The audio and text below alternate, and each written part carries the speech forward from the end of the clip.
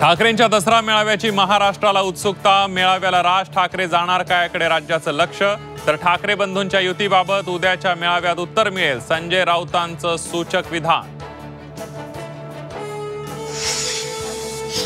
दसरा मेळाव्याचा खर्च 63 कोटींच्या घरात। भाजप प्रवक्ते केशव उपाध्यांचा दावा, 63 कोटींची मराठवाड्यात मदत करा, महाराष्ट्राच्या उभारणीला लावा। केशव उपाध्यांचा उद्धव ठाकरेंना सल्ला। गोपीचंद पडळकरांच्या बेताल टीकेनंतर विरोधकांचा हल्लाबोल। गोपीचंद पडळकरांना पक्षातून काढण्याची विरोधकांची एकमुखी मागणी।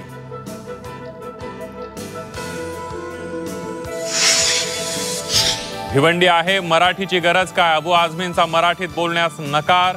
महाराष्ट्रात केवळ मराठीत चालेल, मनसेचं उत्तर। अबू आझमींना मनसे स्टाईलनं उत्तर देण्याचा इशारा।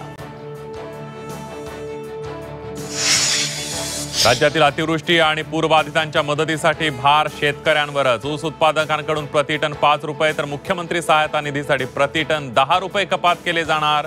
विरोधकांचं सरकारवर टीकास्त्र। एसटीची 10% भाडेवाढ रद्द। झी 24 तासच्या बातमीचा इम्पॅक्ट। झी 24 तासच्या बातमीनंतर उपमुख्यमंत्री एकनाथ शिंदेंची घोषणा।